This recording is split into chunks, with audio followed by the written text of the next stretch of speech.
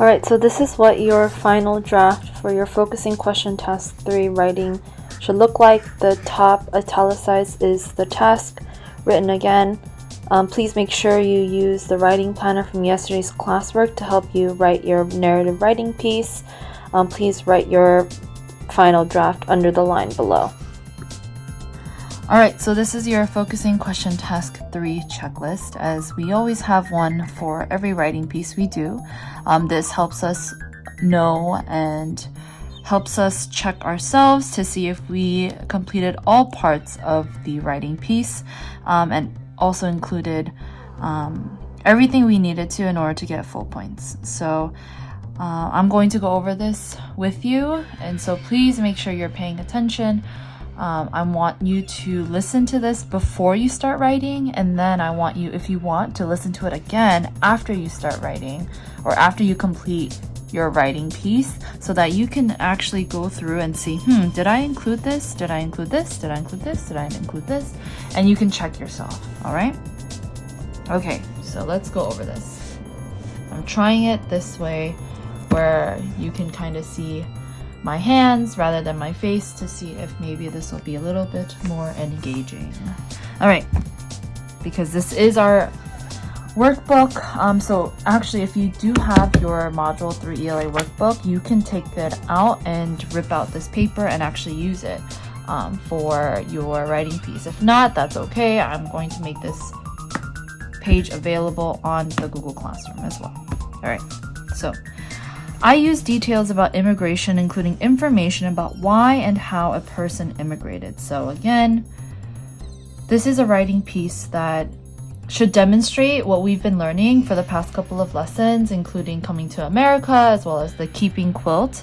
And so I want you to make sure that you are using the knowledge that you've gained so far about immigration, right? We've talked and listened to audio interviews, we've read different books about immigration and how immigrants came to the United States, as well as what their experiences were like, as well as the reasons, the journey, and everything. So you need to include that, okay? So the characters that are discussed, however, in our text is Patricia and her mom. So you can include another person in their family if you'd like in your story.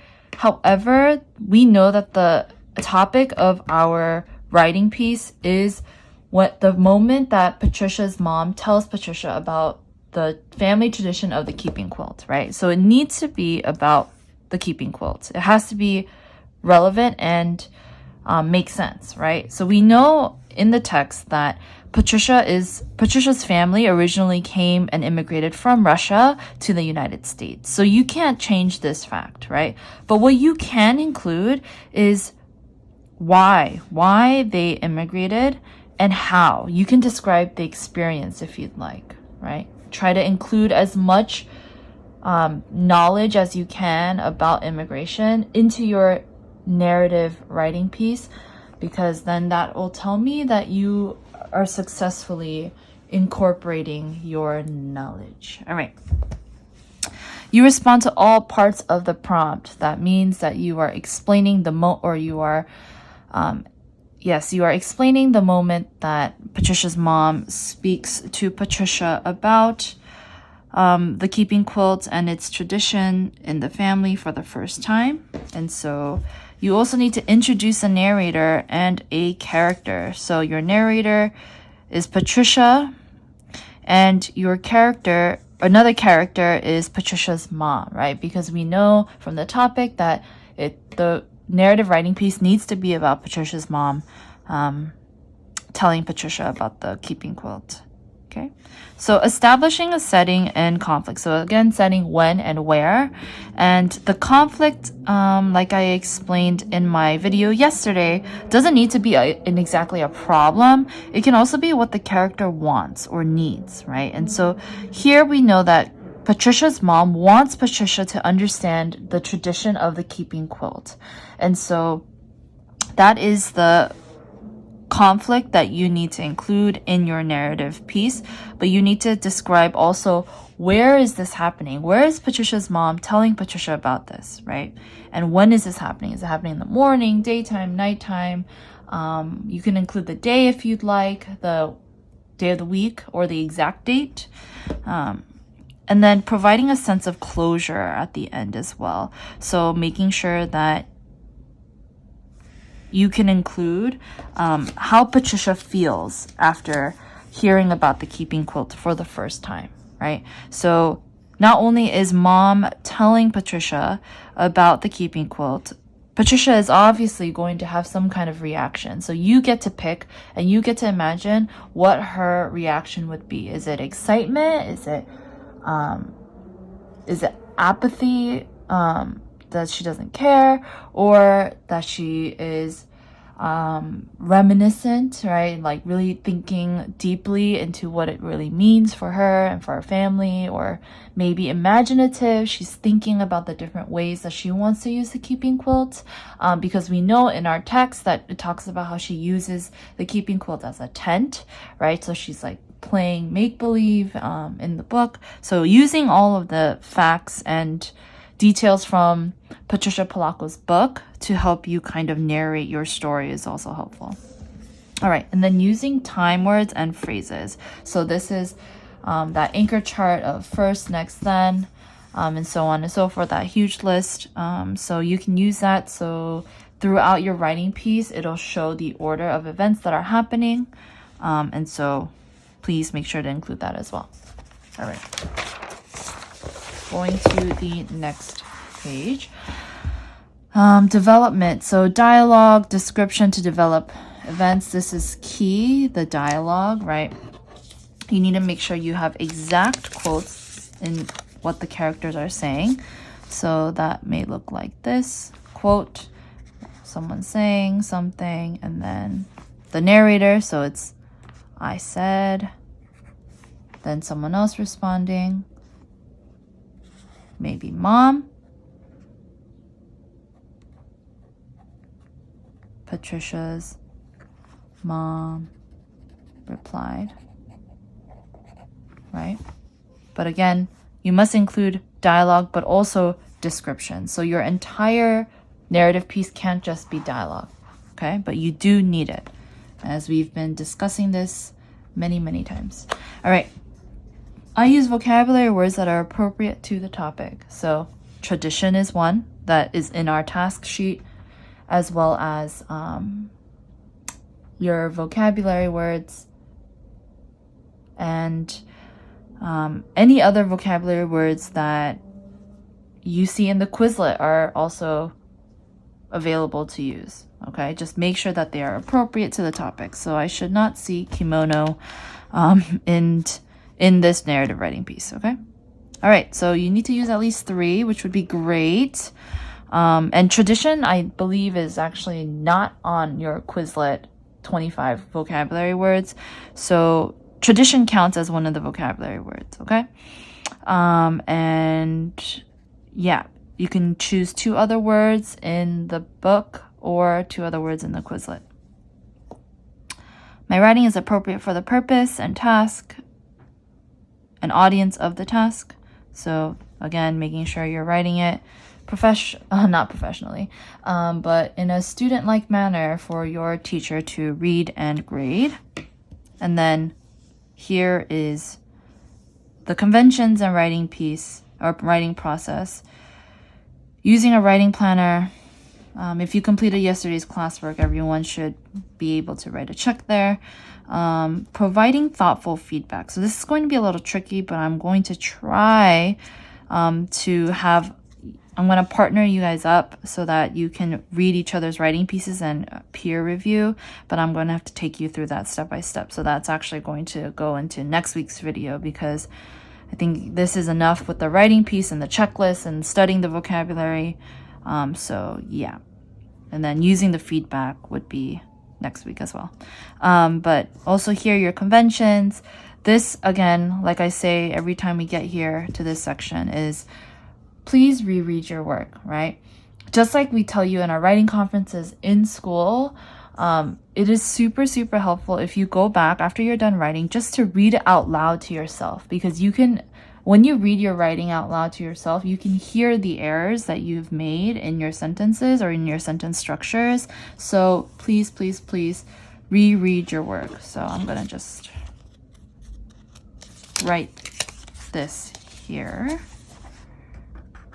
Reread your work out loud to yourself.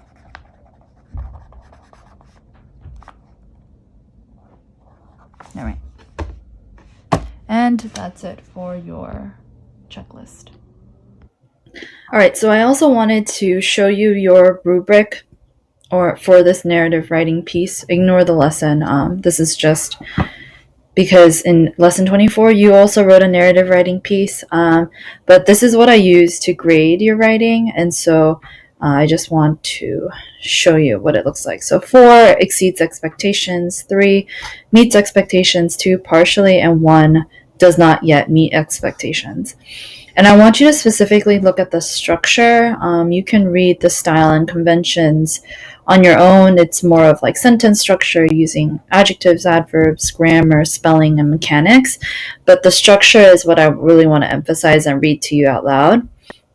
So a paper that receives a 1, does not respond to prompt, is completely off topic, does not establish a situation for the reader or narrator, and characters are lacking or undefined. Events unfold in a random or confusing manner, so that means they're not in time sequence, does not follow a sequence, does not provide a sense of closure, and then does not use temporal words or phrases.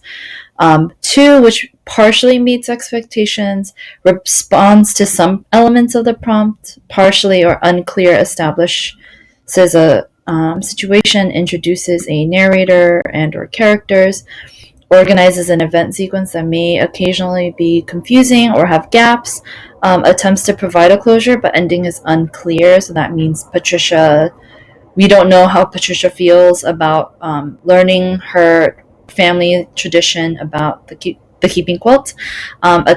Inconsistently or incorrectly uses time words. And then a 3, which meets expectations. So this is usually when you get your writing pieces in school, if it's a 2+, 2-, usually we have this all highlighted and circled. But again, we won't have that for you because we are distance learning. However, I do want you to think about this as I'm going to give you a number score as well.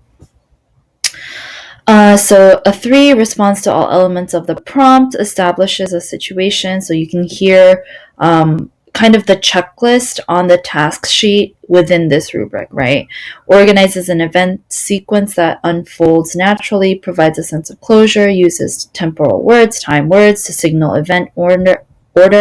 And then a 4 means that you exceeded our expectations, right? You went above and beyond. So you responded thoroughly. You not only responded to all elements of the prompt, but all of them are thoroughly answered, right? That means you're giving a lot of extra detail that is not just random facts or details, but really details that enhance and really emphasize the ideas that you are trying to convey and show to the reader, which is your teacher.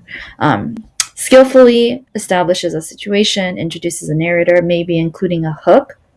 A hook that we've talked about before can be great. Organizes a clear event sequence that unfolds naturally.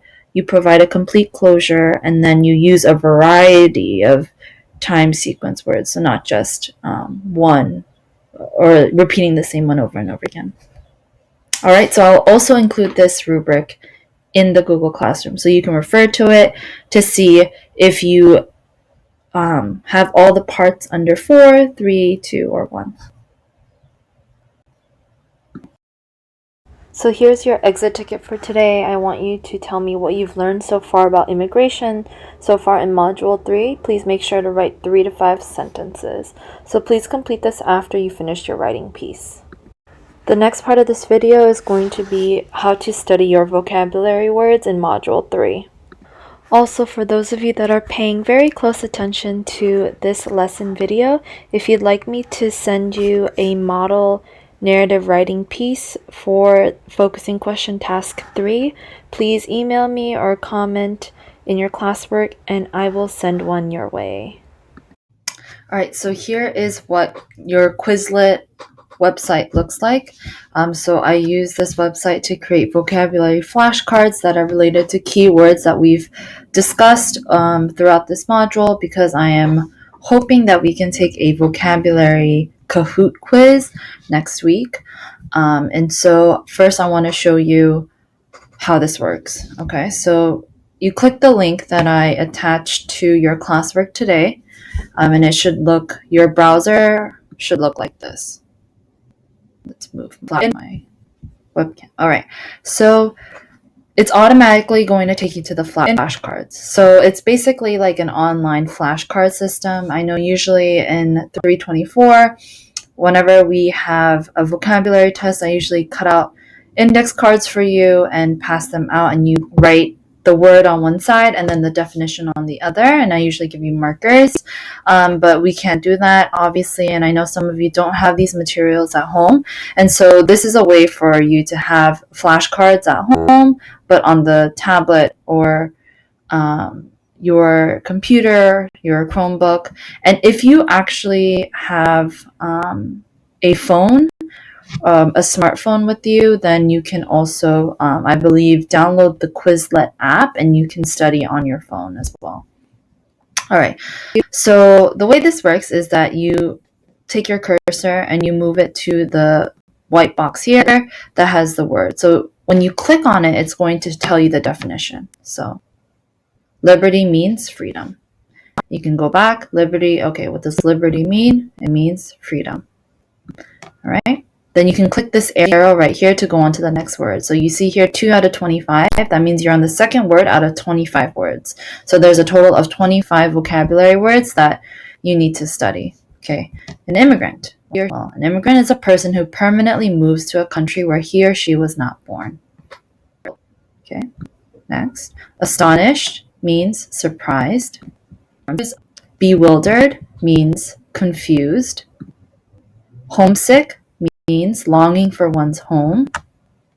Longing means a desire for something. Shackles are metal bands used for binding the wrists or feet. Torch, just fire carried on sticks or poles as portable lights. Foreign, which is in, from, or having to do with a country that is not one's own. Generation, people usually in a family born at about the same time. Journey, a very long trip. Bilingual is when you're able to speak 2 languages equally well. Vermin is unpleasant insects or small animals that can sometimes cause harm.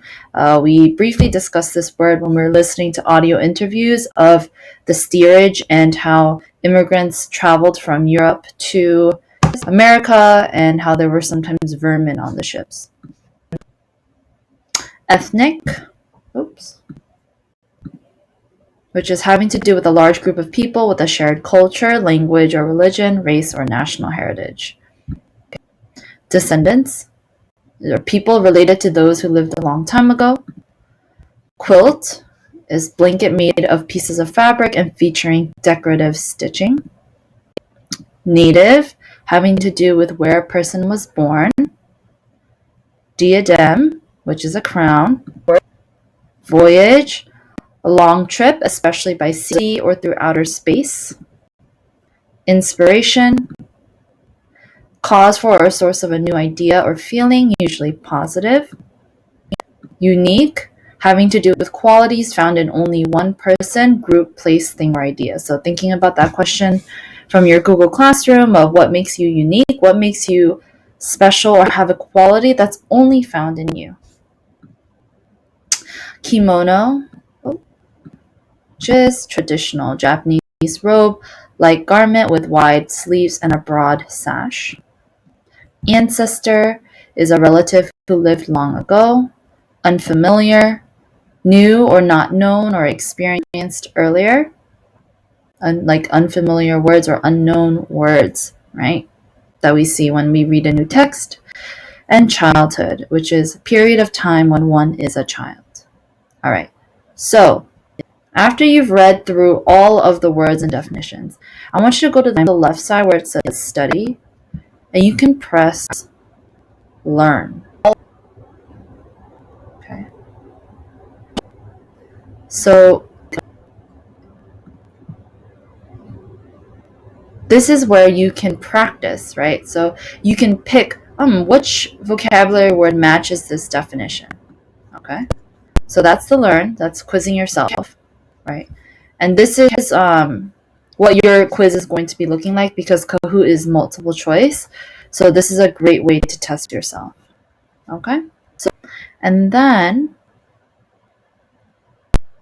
for writing, the third option under there, this is a little bit more difficult, right? You have to think of the word. So new or not known or experienced earlier. You have to think, what question, what word matches that definition,